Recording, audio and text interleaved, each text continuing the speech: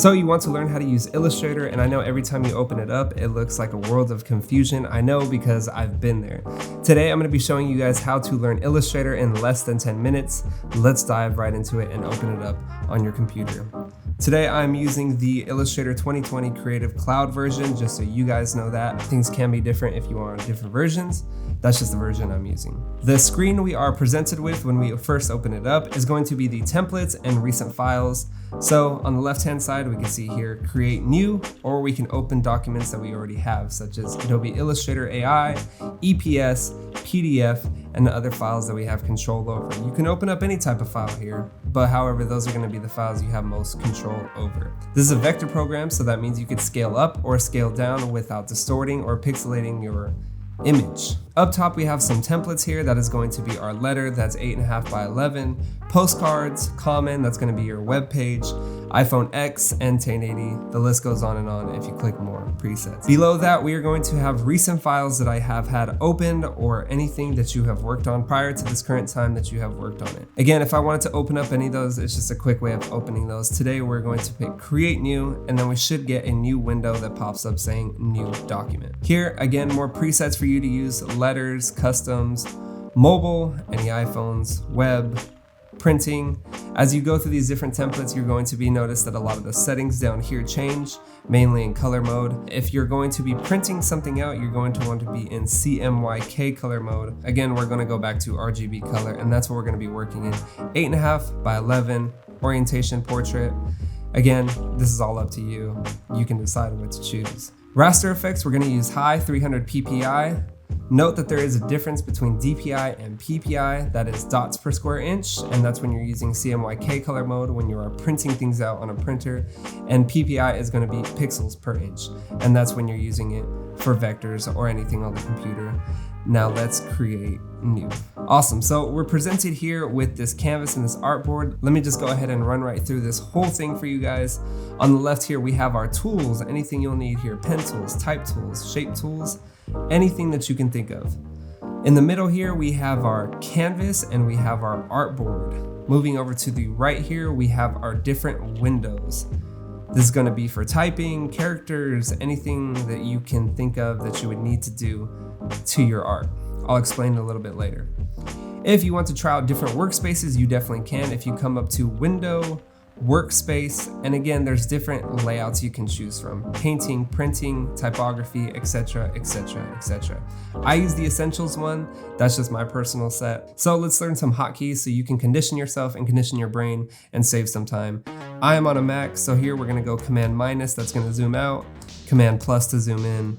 And if you're somewhere lost on the canvas somewhere, you can hit Command 0 to recenter yourself back to the main first artboard.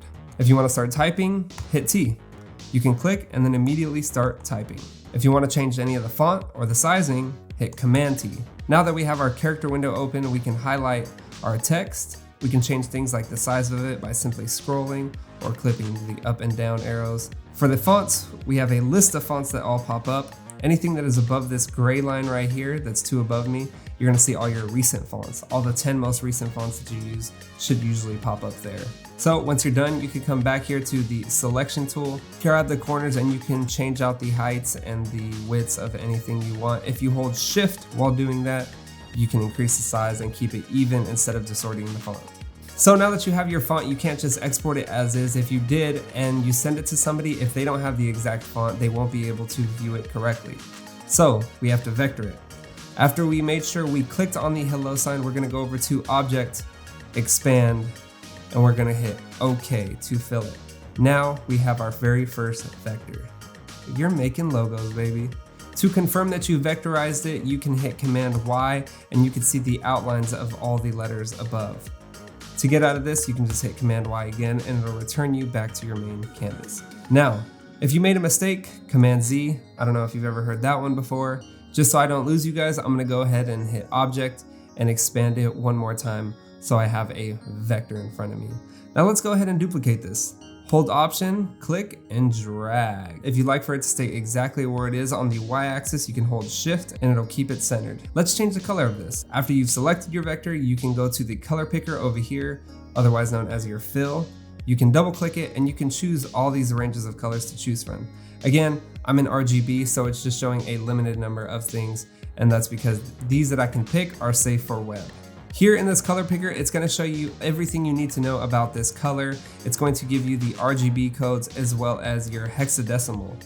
This is a 6-character number that matches your color that you are picking.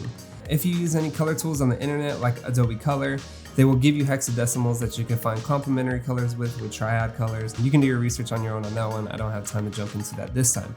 After you found a color you'd like, you can hit OK. Guys, can you lower it? Now that we've done that, let's go ahead and hit Command S so we can save our file. A window should pop up like this, and we're gonna go ahead and name it whatever it is that you would like to. I am saving it as an Adobe Illustrator file, so that way when I open it, I could still keep it vectored. If I wanted to, I could save it as an EPS, PDF, or anything else, SVG files as well. EPS, SVG work great for vinyl cutting. And now let's save it. It's gonna ask us what version of Illustrator we want to save it in. Again, we're just gonna leave all these files the same. Subset fonts, 100%, just click OK. Get used to hitting that Command S button. I promise you there's gonna be times where this thing will crash on you and you don't wanna have done work that's not saved. So hit this thing like it owes you money. Now that you've saved it once into a place, you can hit Command S again and it'll automatically save it. That window won't pop up again. See this layer panel up here in the top right hand corner? That's gonna tell you everything about this canvas and artboard that you have going on. If anybody has ever used Photoshop, it's the same concept as that. Everything that you have going on as far as layers, it's gonna tell you what's on top of the other. It is good to organize these things and it is good to label these things, practice good habits, and get into the grind of that. If you ever wanted to create a second artboard inside the same file, you definitely can with the artboards window over here. Again, you can open that up and it'll put one right to the right of that. You can do that as many times as you wanted. Have I lost you yet? I feel like I probably have. Let's practice with another tool. Let's go ahead and hover over this pen tool right now. If we hit P, it'll go to it, and then we could start doing any type of tracing. Once you make a point in Illustrator, Illustrator is gonna wanna finish that point. To be very clear, wherever your start is, your end has to end there. Using your pencil, you can click to make a point, an anchor point that is, and if you click and hold as well as stretching, you'll get a curve inside your pencil. Now, in Illustrator, it's super important that once you make a point, that you find an end to that point. So to finish the point, you want to come back to the beginning of your original point. All right, now going back to the selection tool, that is going to be your best friend once you want to go back to everything. Let's make a duplication of this image that we have here, holding Option because we already know how to do that, and holding Shift while we do that just to stay on the X axis. Now we're going to go ahead and hold Control or right click if you're using a mouse, and we're going to hit Transform, and then we are going to reflect. It's going to open up a window. It's going to ask us if we want to reflect it horizontally or vertically. We want it to stay vertically, and OK. So now I'm gonna line these two up by holding Shift so they're right next to each other, and boom. If we hit Command Y here to see what's going on our artboard, it says that they're actually two separate pieces. And for this purpose, I'd like to combine the pieces together. Let's hit Command Y again, and let's learn another window. Let's highlight both of these so we know that two different objects are selected, and let's come down to the Pathfinder window. Here, there's lots of different things we can do with this. We can unite things, we can minus the front, we can intersect, and then we can do things like exclude. For this purpose, we're gonna do unite. And sure enough, if we click the unite tool, it should merge those two together. So now we have one complete vector. Command Y, you can see that that center line is missing and is now because they are united. Cool? Cool.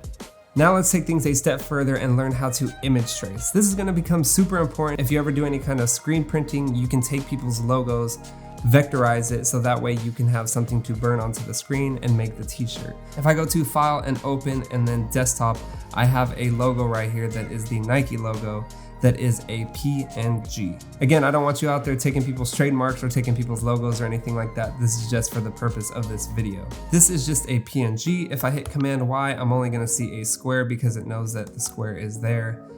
So what we're gonna do is image trace it.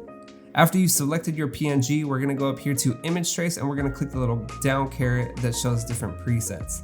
Here, if I have a high fidelity photo, I can do that. Low fidelity photo, lower resolution, I could use that. If it has 3 colors, 6 colors.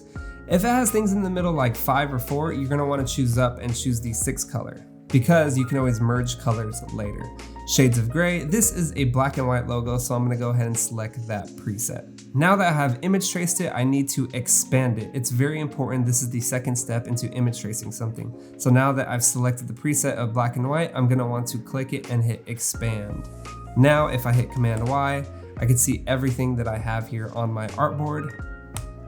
And now I can drag that around. Now, let's say I wanted to get rid of the white background that is here on the Nike logo. This isn't a clean trace, but it will do the job. But let's say I wanted to get rid of the white background here. Well, I can hit Command Shift G. It's gonna ungroup all the different anchor points and the different colors that it has here. So I could go ahead and move that or just hit delete and it'll delete that.